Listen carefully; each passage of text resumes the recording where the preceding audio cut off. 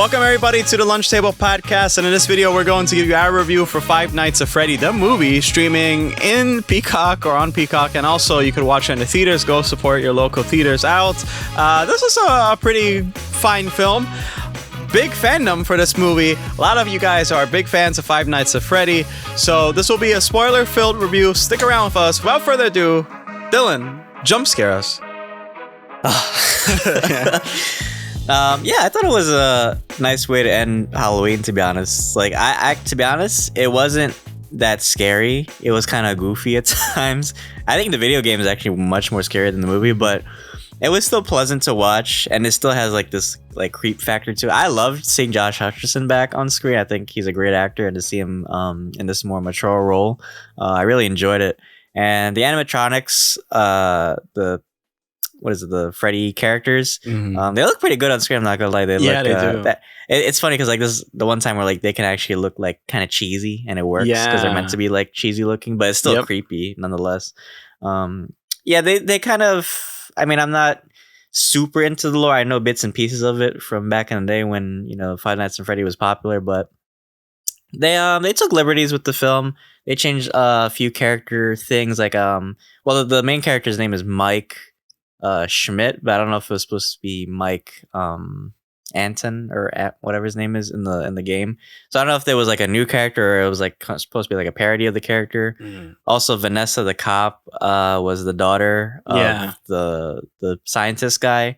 I don't know if she was in the game or if they changed the name of the daughter too. They changed her role. They changed her role, right? Yeah. So they took a few liberties with the story, but I think it worked pretty well, and I do like the story a lot. It actually reminded me of a movie we reviewed back in the day, Run Rabbit Run, a little bit. True, yeah. With the little ghost children too. So I like Josh's story. I think it was like really wholesome, and to see him with his little sister, right? It was interesting because he's stuck in the past with his brother, but he's also living in the present with his sister. So I like that conflict that he had where like they asked him like, well, would you rather live forever with your brother, but we want your sister? And then he kind of has like that inner conflict too. But yeah, tell me your thoughts on the movie. Yeah, I mean, this is really my first time being, exposed to Five Nights at Freddy, and I think as a movie on its own, it's not a super. I don't think it's like for everybody. It's kind of silly, but I think the concepts are cool. For fans of the series, I'm sure you guys are really liking it. I'm hoping so, at least, because I know of a lot of Easter eggs in this movie, so it's jam packed with a lot of Easter eggs. That's great, and they do take some liberties with certain characters. I think the reveal for Purple Man or something. I think that was, to be honest with you, well, it was a little thrown in there. It's like whatever. It's like, but I like how they kind of teased it in the beginning credits where they show like purple fonts, and I don't know. There's something about it which I think that warrants it. Then I think because they did kind of tease it a little bit if you're like keen-eyed with it. I liked Elizabeth Lail's character as well. I was wondering if she's the one who started this, or she was like some old child that was going to be captured by these animatronics, but it turns out, she's the daughter of Purple Man. Again, some of the twists are a little bit thrown in there, but I think for shock value's sake, it matched the movie. For some reason, it actually went really well with just how the movie's laid out and just how the movie is itself. So I didn't mind some stuff like that being thrown in. I think the child actors are pretty good. I mean, sometimes you'll find like child actors really annoying. I thought for the most part they're really good. So great job to them. Mike, he's an interesting character. So I felt bad for him in the beginning, and then later on I was like, whoa, you're gonna let this little girl like die, just to find out who's your brother. It's like, at this point, I don't even know if he could do much for his brother. It's just like maybe more of a torture for him. And then it turns out, anyway, by doing the right thing, he does figure out that Purple Man probably had something to do with it. And in the beginning, William Afton, he kind of alluded to, like, after he heard the name Schmidt, there was like something where it kind of seemed like he knew that name. So I wonder if we may see a sequel where that'll be more resolved. I know that the Yellow Bunny will come back probably a little bit later. From the lore, going off the lore that I did research on, it seems like he will be another like a more of a problem a little bit later on as character. well. Yeah. Yeah. But for the most part, I think the movie was fine. I really think the movie was fine, and it had a really atmospheric, scary tone to it. While at the same time too, it was like a little goofy because the animatronics just look so friendly in a way.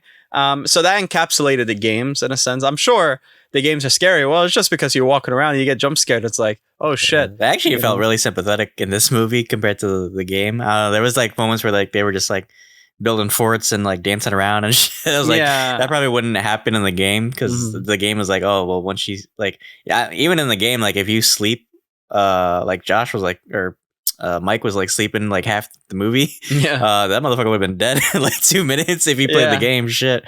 I thought one of the animatronics actually would be like his brother or something. Yeah. Maybe it's like a final like farewell or something. But I did like the ending. It was kind of like his second chance at like saving somebody because he felt guilty about what happened with his brother. So in a way, like saving his sister was kind of like a second chance for, I guess. Yeah, I think maybe in I know there's two bears. There's the I think golden bear and brown bear or something like that. And I wonder if actually his brother will show up as one of the bears. I don't know which bear names, by the way, guys. Don't crucify. Yeah. But like one of those like.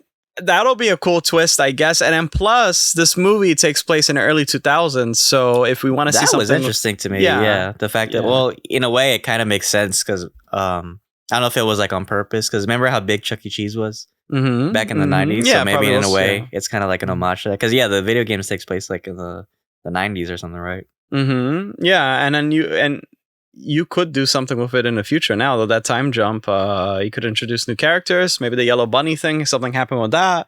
Mike's brother, maybe you could have an older, I forgot the girl's name, the one he's taking care of, so I apologize for that. Abby. I think Abby, you could see like have her older or something,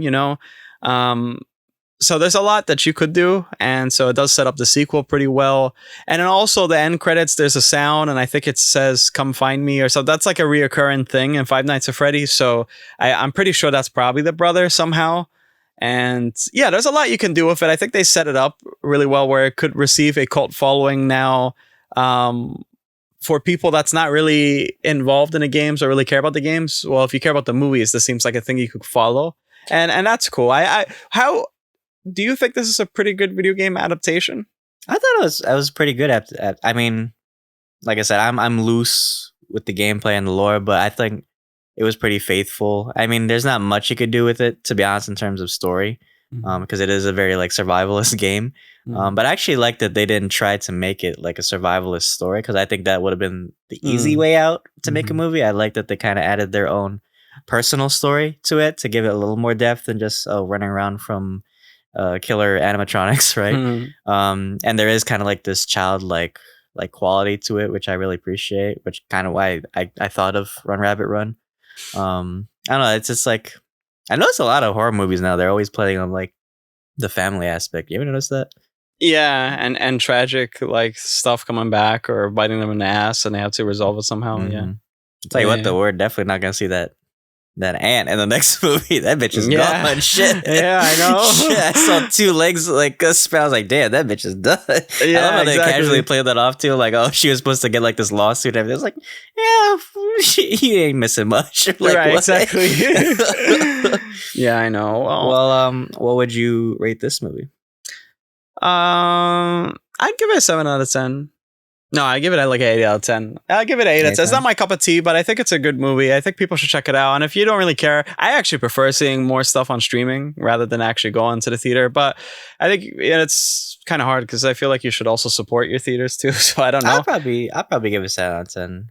I think Peacock is actually doing a really good job with adaptations lately. I think the last couple of stuff we reviewed have been pretty on point. Cinematography was pretty good too. The actors were pretty believable. It just felt like a nice movie overall for me. Well, that's what I was saying, and I think Peacock's doing a great job of just having these releases on their platform. It definitely drives more eyeballs in, and if that's their main selling point, then by all means, go do that. And plus, But anyways, that is our review for Five Nights at Freddy's. If you guys enjoyed this video, please leave a like. That'll greatly help out our channel. And we reviewed another Peacock show. We reviewed Twisted Metal, and we also reviewed The Continental. So check that out on the channel if you're a fan of Peacock. And if you're a fan of Five Nights at Freddy's, if you were let down by this movie, let us know in the comments. Give us your hot takes. So yeah, without further ado, Dylan, take us away. Well, guys, until then, thanks for having lunch with us. See you guys.